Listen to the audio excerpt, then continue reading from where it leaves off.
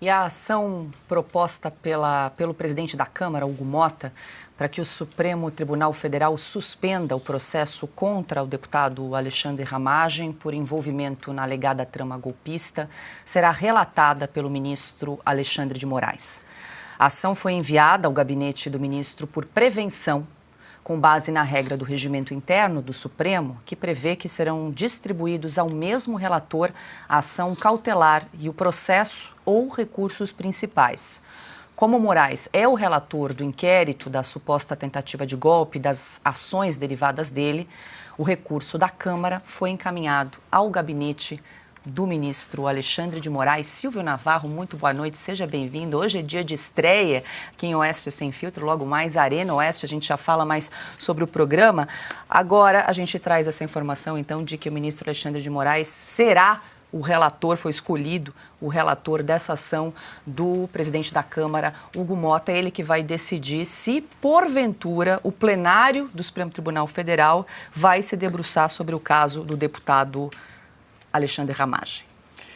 Paula, boa noite, querida. Piotr, Augusto, meu irmão. Rodrigo, é muito bom ter você de volta na nossa bancada.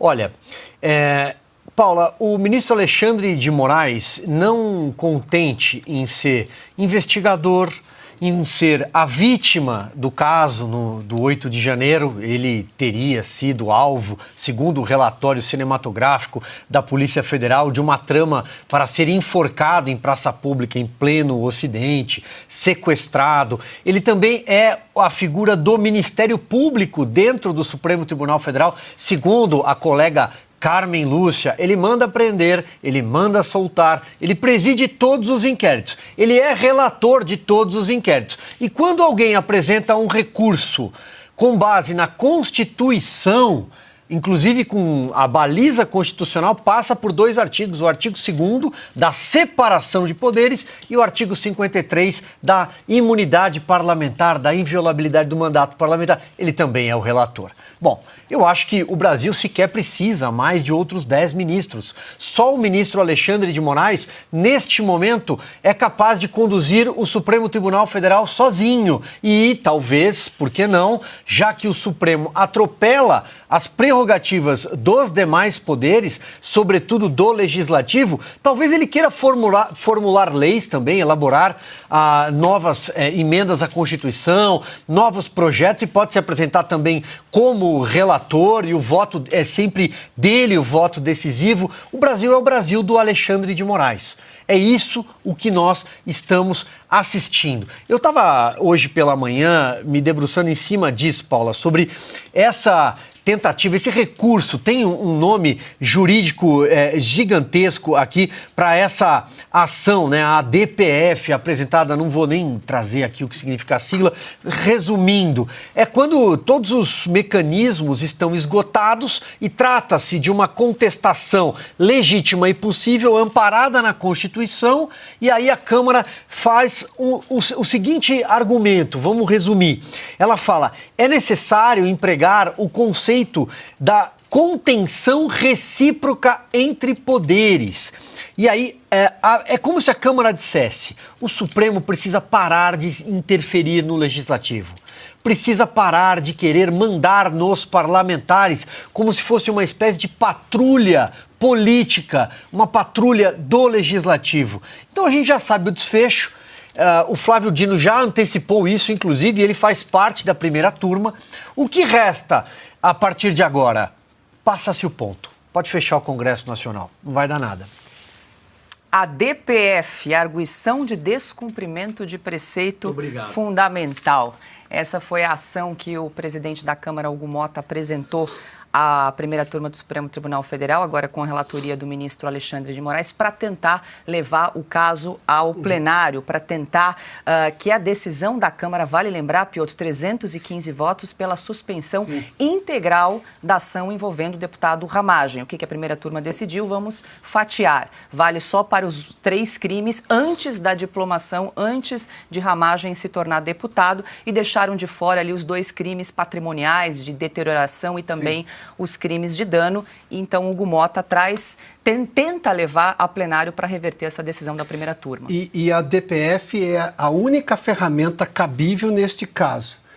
Até porque, veja só, nesse caso, olhando só para a questão jurídica, tecnicamente o corpo jurídico da Câmara não está discutindo a decisão em si com um recurso que poderia anotar esse ou aquele ponto.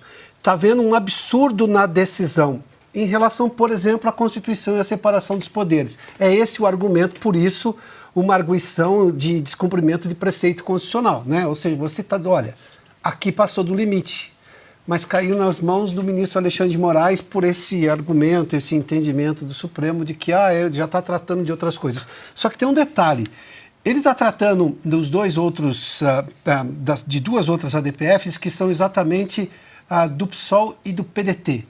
As duas vão no sentido do que a primeira turma decidiu. Ou seja, aqui eu tenho alguém questionando a decisão do Moraes, questionando a decisão da primeira turma. Fica estranho que ele mesmo vai julgar, embora não seja novidade, né? O Silvio já fez menção, qualquer reclamação cai sempre de uma decisão dele, cai sempre com ele. A lógica do recurso é que um outro juiz, na primeira instância você recorre à segunda instância, depois da segunda instância você recorre ao STJ e por aí vai. Mas é alguém novo que vai julgar. Neste caso, bom, enfim, não é a primeira vez que a gente vê isso, mas nem por isso deixa de ser um absurdo. O Consta, você acha que essa DPF que foi apresentada aí pelo Hugo Motta é para fazer valer mesmo ou mais para inglês ver, para dizer, olha, eu vou fazer alguma coisa aqui para mostrar para os meus colegas aqui na Câmara dos Deputados que eu quero mudar essa decisão aí da primeira turma do Supremo Tribunal Federal, para valer mesmo? Eu acho uma ótima questão que você levanta, Paula, porque o Hugo Motta não me convence. Ele é muito jovem, ele poderia escolher ficar do lado do Brasil, da Constituição, do Congresso, da Câmara que ele preside, mas desde daquele jantar que ele foi jantado com o próprio Alexandre de Moraes, ele não tem estofo moral para peitar esse sistema. Então me parece às vezes que ele joga para a plateia, o que é uma pena, porque mesmo o centrão fisiológico deveria ter um senso de sobrevivência e entender que o STF, em particular, a figura do ministro Alexandre, quer ser onipotente, onisciente e onipresente. O Alexandre de Moraes não é onipotente, ele acha que é. Eu tenho certeza que ele não é onisciente, está longe disso. Mas onipresente eu desconfio que ele seja. Dessa trinca, né, de deuses, de poderes de deuses, onipresente ele é, porque tudo cai nele. Tudo que tem sorteio cai nele, tudo que ele já está com isso, então vai para ele mesmo. É impressionante, como ele está em todas. Né? Então, não convence ninguém que existe divisão de poderes, independência de poderes no Brasil hoje. O presidente do STF, ministro Barroso, diz o contrário. Em mais uma dessas andanças pelo mundo, nos Estados Unidos, né, ele nega que exista uma crise, uma insegurança jurídica, mas todo mundo está vendo o que está acontecendo. É o que o Silvio disse, fecha o Congresso. O Congresso está virando um carimbador daquilo que vem. E a premissa que está na cabeça dos ministros do STF é muito torta, porque diz o seguinte, não, a última palavra sobre o que é a Constituição não cabe sempre a nós. Então, nessa interpretação elástica do papel do Supremo, eles podem dizer sobre tudo, o que eles quiserem. Então, não existe mais independência e atuação que justifique, aliás, um custo altíssimo, de mais de 10 bilhões por ano, do Congresso existir. Ou o Congresso reage para valer e vai começar a ter que ter algum tipo de desobediência civil e rejeitar algumas ordens que vêm do Supremo, manda a polícia, então, né, para fazer alguma coisa, porque em algum momento eles vão ter que desenhar uma linha, cruzar uma linha e dizer daqui não se passa, senão fecha as portas.